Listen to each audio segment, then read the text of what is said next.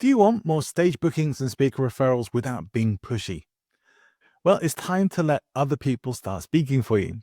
Today, we're diving into social proof, and that's going to be things like how to use testimonials, case studies, and referrals to grow your influence and to fill your calendar. Social proof is when we look to what others are doing or saying to decide how to act. It's pretty hardwired.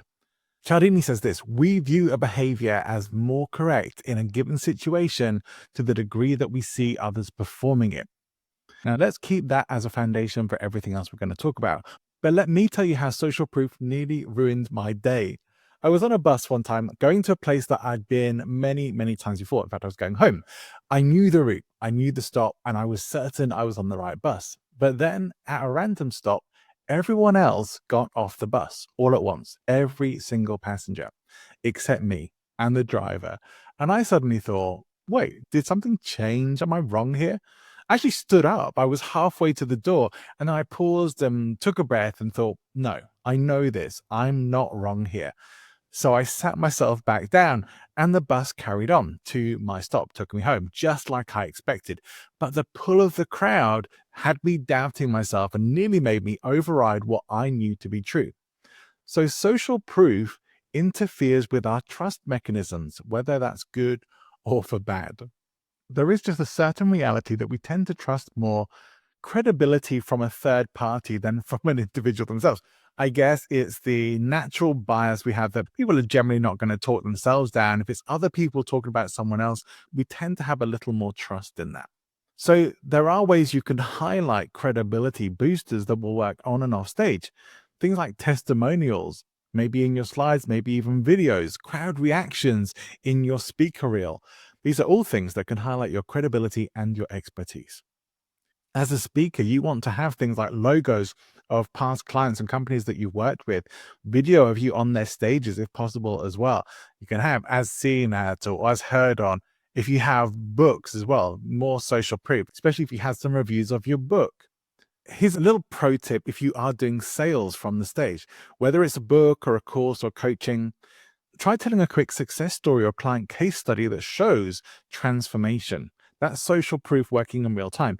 Even if you're not selling directly, these stories will plant the seeds for future bookings, follow-ups, and referrals. Social proof doesn't always just fall into your lap. People don't always just offer up giving you a testimonial. Some people will. People who are in the industry, they know that testimonials are beneficial to you and they may well offer it. And you can be one of those people perhaps to offer it to other people. Now, if you know Cialdini's tools of influence, you'll know reciprocity is one of them. We'll come to that in a later video. But with that law of reciprocity, if you are offering to do testimonials and support for someone else, you're more likely to get that back as well. But nearly always, the best time for action is in the moment when things are happening. So, immediately after a successful event, you can ask, would you be open to giving a short testimonial about how the session landed for you, or what you took away from this talk, what you enjoyed, and what was most valuable for you or for your team today? You ideally want to get that on video, but if you can get that in a feedback form or some email feedback, it's still just as valid.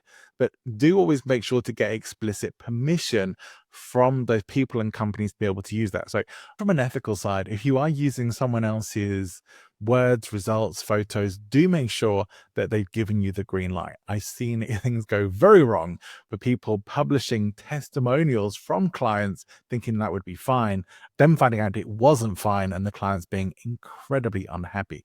And in all honesty, those are the kinds of things that can damage otherwise good and healthy professional relationships.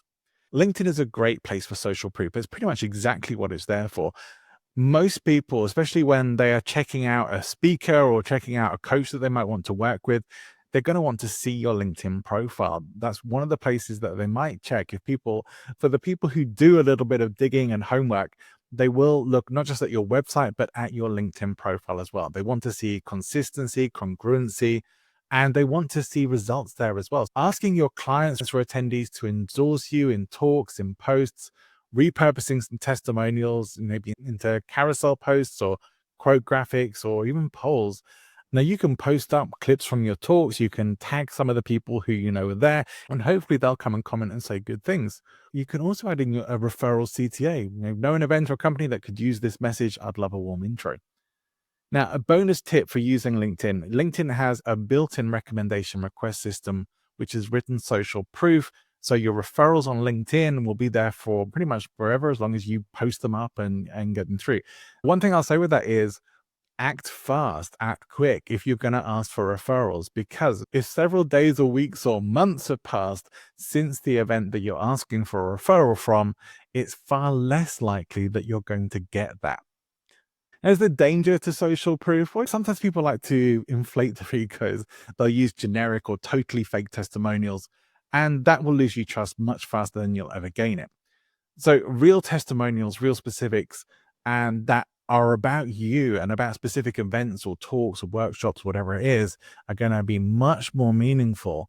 And again, you don't want these to be super long.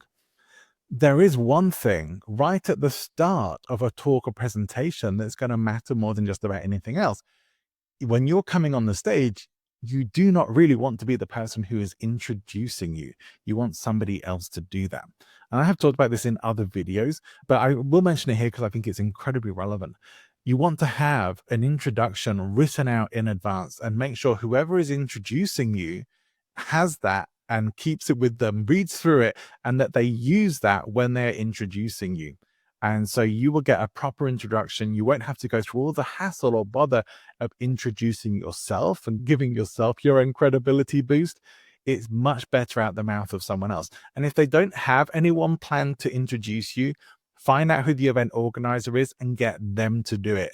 So you always want to have somebody else introducing you. If you have an assistant with you or that, and that's the only person you can do it, get them to do it. But have someone who is not you introducing you on the stage with a pre-prepared introduction. You may want to use a similar thing for podcasts that you might go on as a guest, or YouTube shows where you want to ideally provide them the right kind of content or information to use as an introduction for you, so that you're not leaving things to chance. The important stuff will get said and you will get your credibility built and focused on in the right way. So we must curate these things. Practically, with social proof, you probably will want to include them in some slides at some point if you're going to using them on there. It might just be a printout from a social media comment or something short and punchy, but not huge long testimonials. People generally won't read them, they'll scan them, and you do not want all of that on a slide, especially if you're still up on the stage talking. So short 1 or 2 line testimonials, no more than that. But you may actually want to use some case study stories within your talk and presentation to make your points. If you're working with a structure that is very much a sort of problem solution structure, you are definitely going to want to talk about people that you've worked with, results that you've had, and not from a point of necessarily making the sales there, but it kind of allows people to have the experience vicariously through someone else's words. And we tend to trust that again more than we would just saying, "Oh, you had that experience," or "You did this." Is like what you do for yourself for your own development is not really. Maybe it should be, but it isn't as important or influential as somebody else's opinion of you. So we do tend to override trust where we assume there are going to be automatic biases. And you may even tell a story and then say afterwards, that story came from one of the clients in my group or program. Now, if you have book sales, maybe pull some of the blurbs, some of the comments and endorsements from your book into your talk and presentation as well, especially if you have the books in the room that people are potentially going to buy. Give them the opportunities to see what other readers are saying. Much the same way as on Amazon, you would hopefully have reviews of your book, good or bad, on Amazon as well. I also think with these kind of things, if you have a really stinky, horrible review, sometimes it's good to throw those in as a bit of humor, as a bit of not taking yourself too seriously, and also even a bit of vulnerability, like you're not there to be perfect.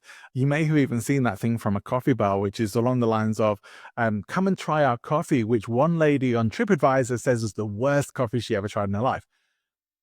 It is the kind of thing people will laugh at that and they say, "You're not taking it seriously. You obviously don't think that your coffee is the worst coffee ever," but it's jokey and it does tend to resonate with people. Now, if any of this is helpful, make sure you hit like and subscribe. We are still only at number 3 of 7 on Cialdini's influence principles for speakers in this series. So next up is going to be number 4, liking. And that's going to be things like being more likable as a speaker without losing authority, without pushing too hard. We don't like people who try too hard to be liked, right?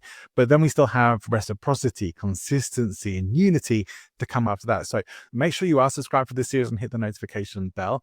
I'm doing a bit of stand-up tonight, so I will also be bringing you hopefully some video of that, unless it goes really badly. Even then, I might just share it with you. So if you want to see some of my stand-up and also get more of this series in Cialdini's Influence Skills for Professional Speakers and Communicators, make sure you're subscribed, hit the notification bell so you get notified when the episodes come out. And I'll see you next time.